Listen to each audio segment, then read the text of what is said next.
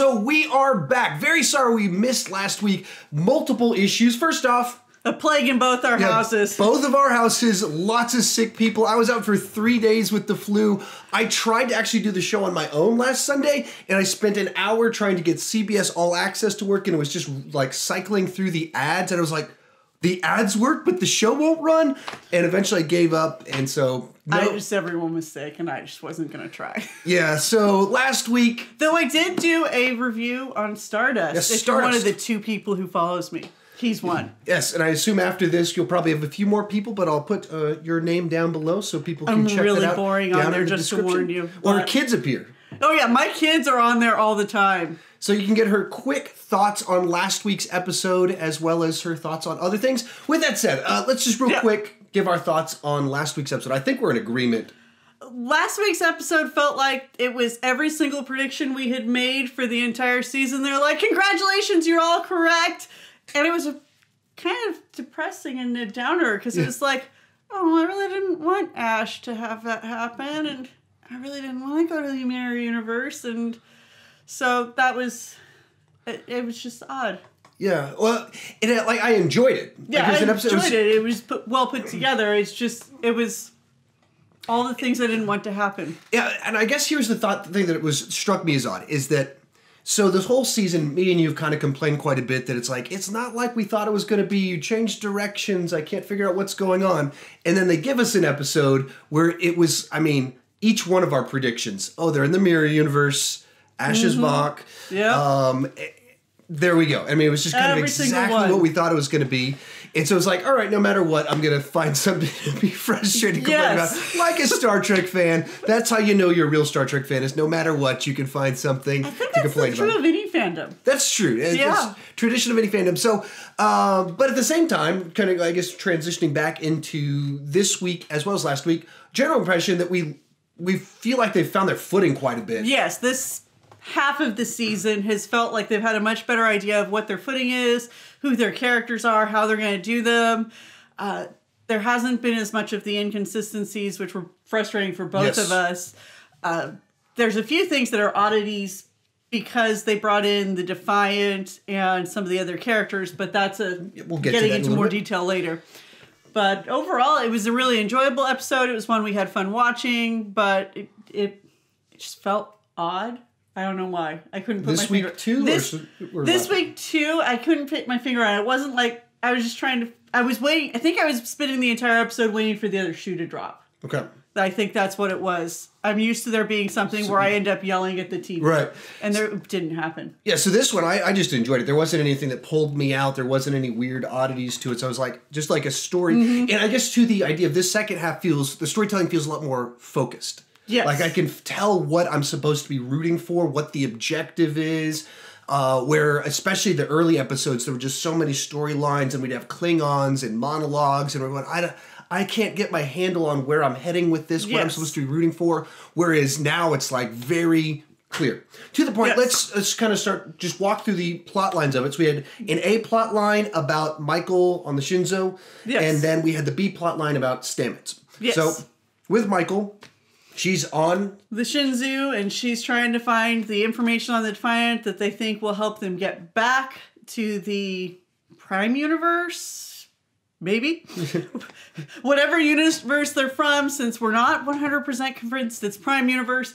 But they think that's what's going to help them get back. So she is working on that, and then at the same time she's given an order to destroy the Alliance Rebellion that is trying to take down the Empire, and she's really struggling with that because it's the closest thing the Mirror Universe is going to get to a Federation, and she's like, I don't know if I can do this. So she heads on down with Ash, takes Ash, important plot point, goes down there and surrenders, goes inside. Surprise, we get Sarek with a goatee. Yeah, that's how we know he's in the Mirror Universe. That's how you know. And so... You should have got your goatee back. I should just shave this for this one.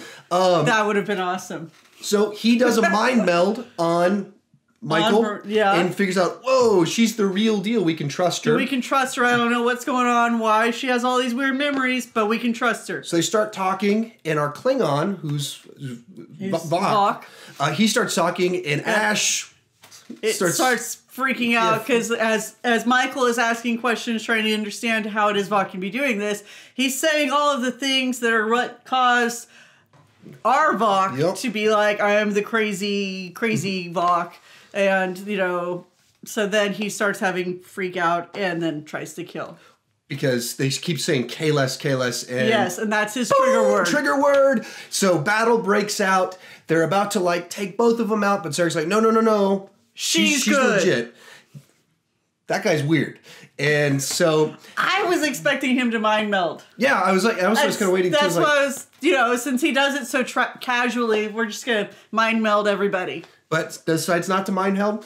In the end, the Andorian gives Michael the location for their different bases, so she can go back and say that she infiltrated them properly. And got all the info. And she promises you got a couple hours to get out of here. 1 hour. 1 hour, and then I'm going to blow you away. Which, I'm getting ahead.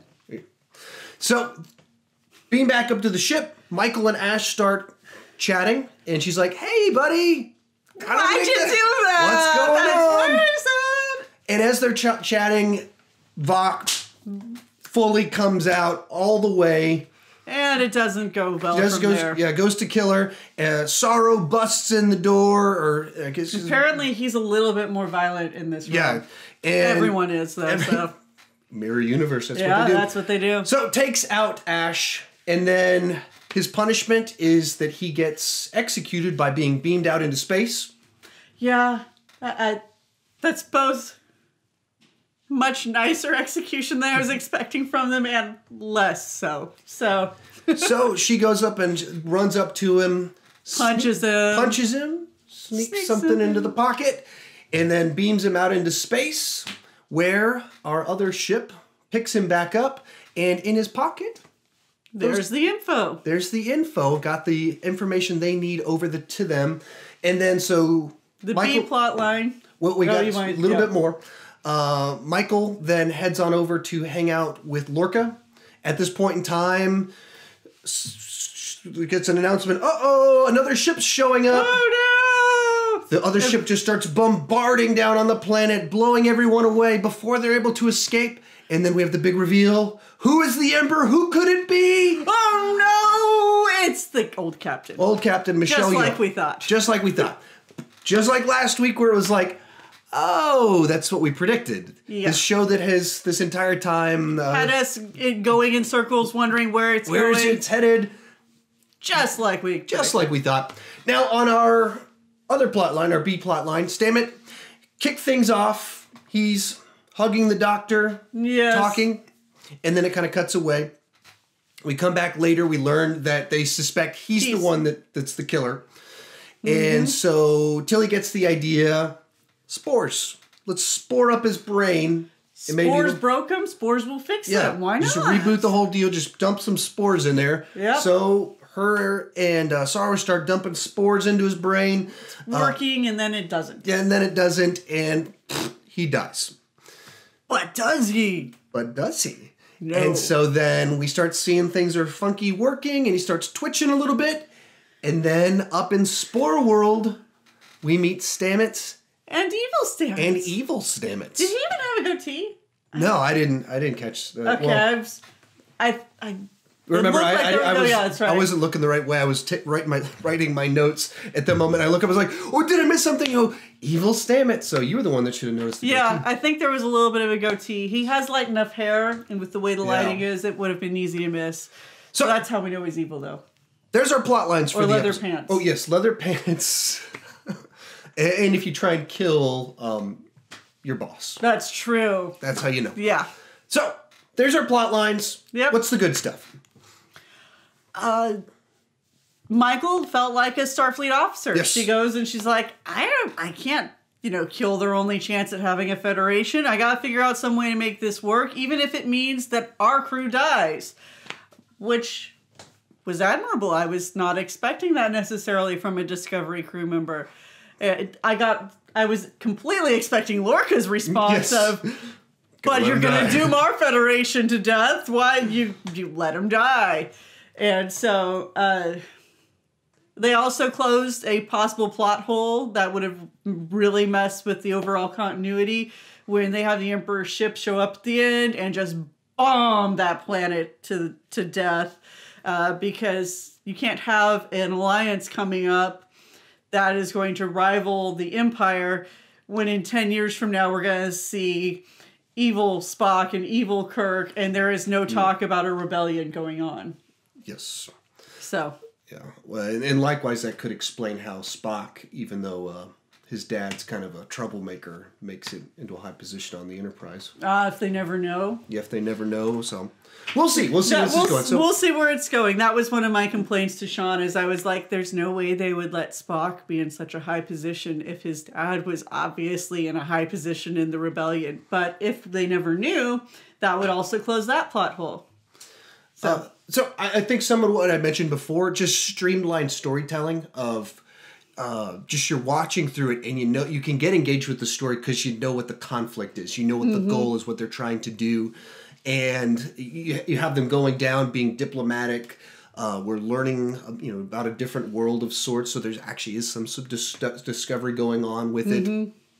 Those are positive, and then I think what just in general is making this side of the season work better is that the crew's working together. Yes. It's so crew's You're working not together. feeling like they're constantly in each other's faces. Yeah, the same team. It's not the nagging. It's not everyone, Michael, you're the mutant. Like, they're not doing that stuff constantly. Yes. So we have a clear goal. Everyone's working towards it together. And when it's like, hey, should we kill all the people or should we not kill all the people? The person says the Federation thing. Let's not kill all the people. And let's try and learn about diplomacy from a Klingon. Weird idea. This sounds like Star Trek and Starfleet. Yeah. Which is pretty cool. So a bunch of those types of things, that's kind of where it started working together for me. And so, yeah. And her whole thing of maybe I can use the information that we gleaned from this VOC to transition it to the VOC in our universe. Yep. That was all before, though. She learned that she already knew that VOC, and that was a problem. Yeah, her connection, her attempts to try and connect with this version of Vox, she did not know were attempts to connect with him. Yes. So awkward. Just a little. Just a little bit. All right, moving on to the bad. Any specific issues you had issues with this one? Not really. I mean, the big thing, I kept waiting for the other shoe to drop. So I'm so used to them messing with things and suddenly turning things upside down that I wasn't able to just sit and enjoy the episode because I was expecting them to totally mess with my expectations, which... Maybe the Emperor was supposed to be that? Yeah. But that was so obvious. That was very telegraphed. Because it's like before we started the episode... We were like, I bet the Emperor's going to be... Michelle Yeoh. Yeah. She's going to come back and... There she was. So it's her. Overall, I actually kind of wish my husband hadn't given up on the show 3 episodes in, because he would probably have enjoyed this storyline. So not really any negatives. Yeah, I didn't have any big negatives. Nothing really stuck out to me either on this one. So last side of the season, we had a bunch of question marks out there. So. Is this the mirror universe? Is it? Now we know. It was not the mirror universe. This one is, though. This one is. But still a lot more clothing. We had too much clothing. We had the question, who's Ash? What's going on with Ash? Now we know. It was what we suspected. Yes, indeed. And then, what was our third one? Or who was the Emperor was the other question that was going into this one. But we have our answer to that. Yeah. So we're not left with any big questions and mysteries, which is kind of interesting. Yeah, it's a weird position to be in, right? And our big question now is how are they going to get home? Because the Defiant method is probably not going to work, but not for sure unknown because they'd have to go to the Tholian Empire, and who knows? Right. So, let's talk about that real quick. Our connection back to Enterprise. All right. So. The Defiant that they mentioned comes from the original series episode, The Tholian Web, which it was thrown into an alternate universe. That was the episode where Kirk was struck in the spacesuit and all the people kept going, yeah. And McCoy was like, Spock, we gotta leave. And Spock's like, no, we're gonna be able to save him. And so he was the Defiant was thrown into an alternate universe. Little did we know, though, until we saw Star Trek Enterprise in the final season, we get the Defiant. And that was a 2-part episode where Captain Archer is absolutely obsessed with finding it because he's sure it is the key to springboarding the Empire into the Terran Empire into a whole new level of technology. And their history was totally different from the Federation. So you actually get a quick, brief thing where in the Enterprise episode where you see the first meeting between Zefram Cochrane and the Vulcans, and Cochrane just kills the Vulcans and steals their tech. And in the Terran Empire, Vulcans are a subordinate race. They're not slaves per se, but they're also not necessarily on equal footing. And then you get a whole slew of really fun episodes on Deep Space Nine with the Mirror Universe, but that's still that's Rabbit or Defiant. Yes. Yeah, so Defiant, Archer was able to get it. He tortured a Tholian. It was a very disturbing scene full of lots of painful screeching noises, but very cool update on how the Tholians were shown, because in the original series they obviously didn't have the tech to make them look cool, whereas when they did Enterprise they had the CGI. And so he got the Defiant, and that is supposed to be why it is that the Empire has so much better weapon technology and things like that than the Federation does, because they got the springboard of seeing the Defiant from the original series time period, which is around 100 years in the future from it. And so they backwards engineered and improved their technology. Okay. Yeah. And so that's somewhat the little other additional pieces that kind of tie into this Defiant talk that we got going on with this episode. I talk about that just because we don't have a mystery on this one right now to talk about. So some of this other little Easter egg nuggets into the Star Trek universe. And it's nice that we can talk about them in a positive way. It is nice. It's kind of fun to be able to be like, let me unload my 20 plus years of useless information. Hey, did you know this is the 25th anniversary of the release of Deep Space Nine this year is? I guess I did know that, yes. I did. I was amused. I hadn't stopped to think about it, but I guess that makes sense, yo. So. There we go. Yeah. All right. So as we close things out, what I want to do real quick is share some of other people's thoughts on last week's episode of Discovery using the Stardust app. Here's what some of you guys had to say. Check it out online wherever you can. Gotta see this. I just wanted to groan part of the way through when I realized they're in the Mirror Universe, and it looks like Ash is Spock, and I just wanted to go, oh, everything I thought they were going to do. Despite Yourself, I thought was a very good episode. John Frakes did a very good job as director, and I really look forward to seeing what happens in the near universe to come. So I just watched Discovery's episode Despite Yourself, and I have one thing to say. I called it! It was a really good episode, a fun episode too. Jason Isaacs getting to use his actual accent I thought was pretty cool. But Despite Yourself was everything. It was an amazing episode. It was funny and sad and horrifying. That place got a lot darker than I remember it. So there you have it. That's what some of you guys had to say about last week's episode of Star Trek Discovery. If you want to appear on next week's episode of this, and perhaps as you guys kind of share some thoughts, if you want to throw some questions our way or some ideas our way, we can perhaps interact back and forth with what you guys have to say. Here's what you need to do to be able to appear using the Stardust app. First, download the Stardust app at the link down below. It's totally free for Apple and Android for your smartphone, and it's just a way for you to record reactions to movies and TV shows that are 30 seconds long. So download it at that link down below, then follow me. You can see my name on that little bar right there, and in the description you can find her name. Follow me first though, just, to assert my dominance. He's the only way to get actually in the video since yes. I don't do the tech. Yeah, so you gotta... I just supply useless comments. So just follow me, and then when you record your reaction to Discovery, and if you have a thought you want to throw out there, maybe a question or something like that, tag me. There's a little sign up in the upper right-hand corner. Knock that deal and tag my username on there, and then it shows up in my feed. I can see your pretty face, hear your amazing thoughts, and perhaps next week you can appear, or we might interact back and forth with some of what you guys have to say. Did you have any final thoughts? Nope. I'm actually, I had one final thought, not on the episode, or the season, was like, I was going like, oh, I'm actually interested. I know.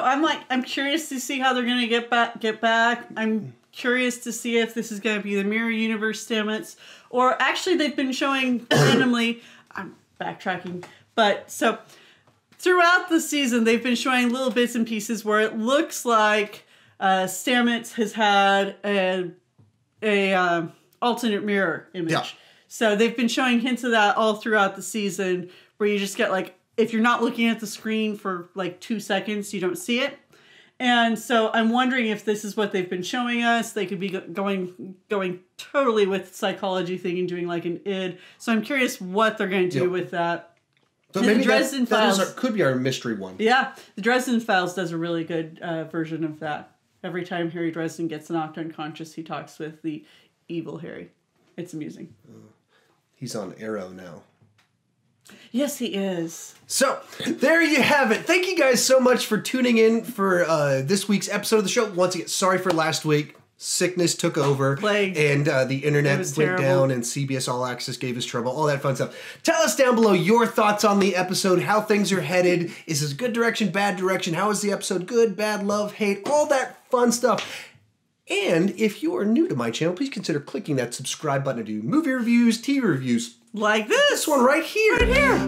But the key thing is, I don't want to just talk about movies and TV. I want to talk about movies and TV with you. So join us in the comments section. We do read those. We do interact back and forth with you guys. Share your thoughts on Stardust so I can see your pretty faces and possibly keep you or include you in a future video. And as always,